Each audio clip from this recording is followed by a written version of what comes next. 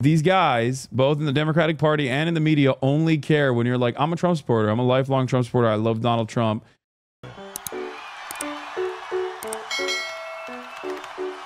I maintain Israel has a right to defend itself. Israel has a right to defend itself because it is also true far too many innocent Palestinians have been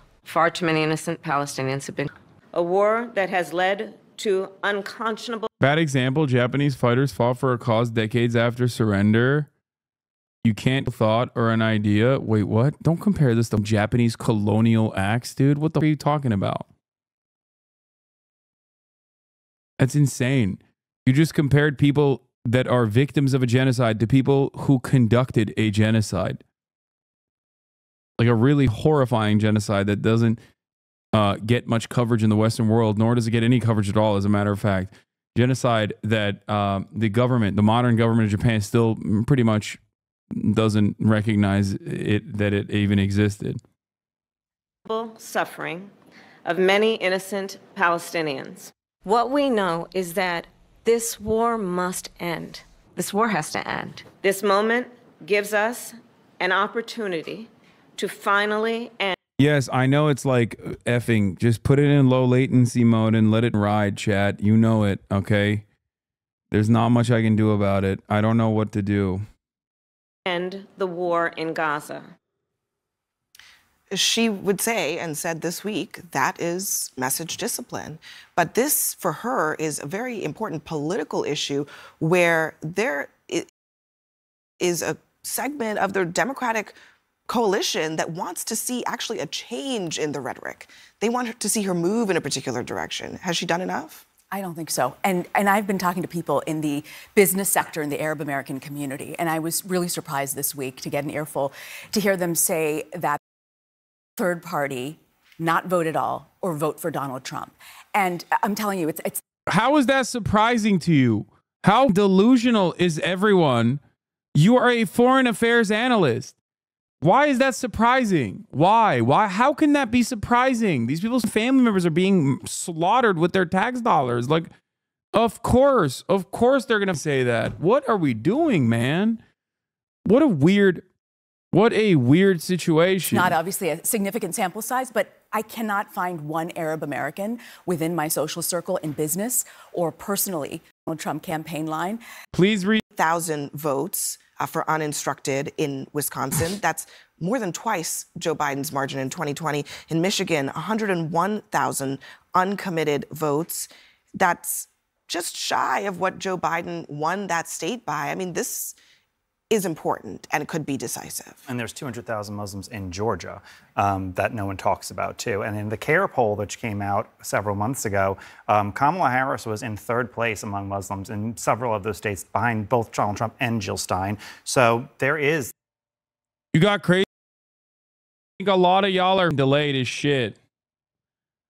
And no, I'm not. I'm just being reasonable. Like, why would I restart the stream at this point? What are you talking about? Also, restarting the stream is not going to actually end up guaranteeing that the bandwidth is better.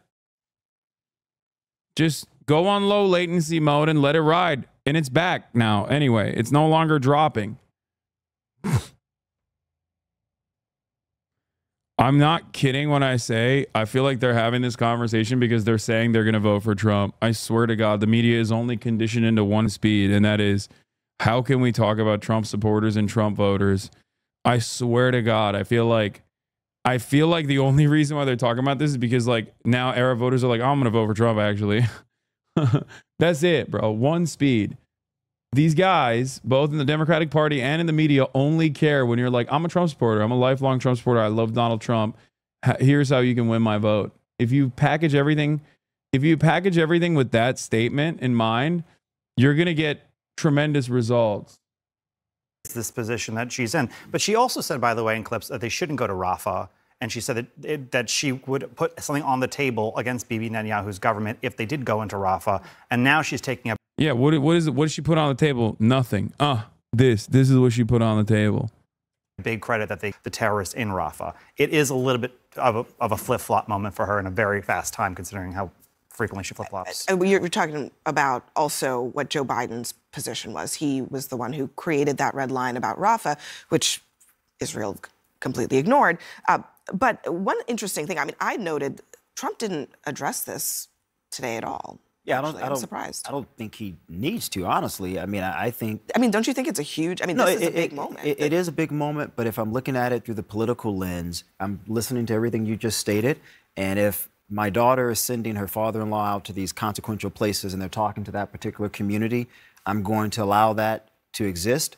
I'm going to focus on other things. I recognize the liabilities for the vice president. They're the same liabilities for Joe Biden. They may even be potentially worse for the vice president, because I think the expectation was because she's younger and also of color, there would be some sort of shared understanding with the Arab American community, and there isn't. So that's a huge problem for her. And I think it's the forgotten that you talk about. This is a community that isn't often followed very closely.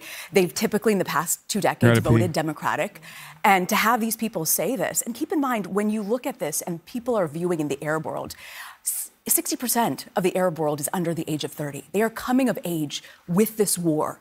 It doesn't matter whether they're Lebanese or from Saudi Arabia or Jordan.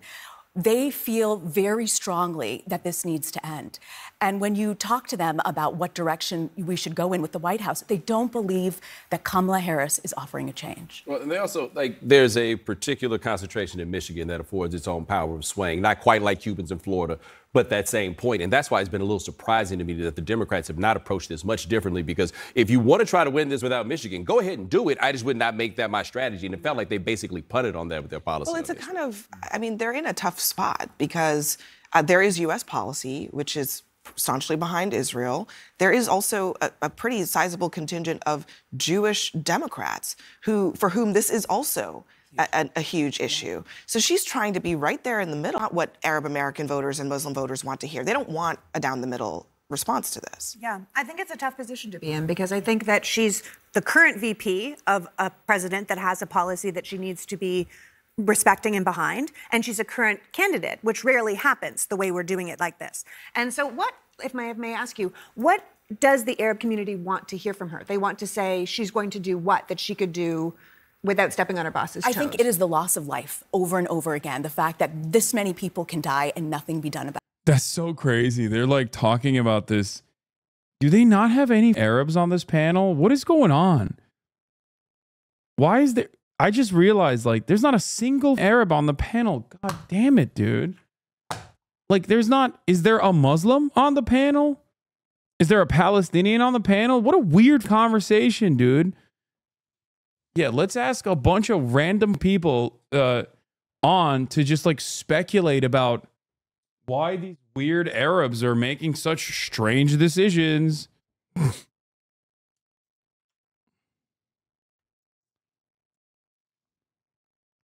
About it. Right.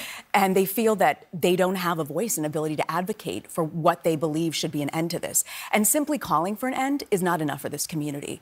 Madam Vice President, thank you. Yeah, I wonder why, dude. I wonder why. We didn't even get to do the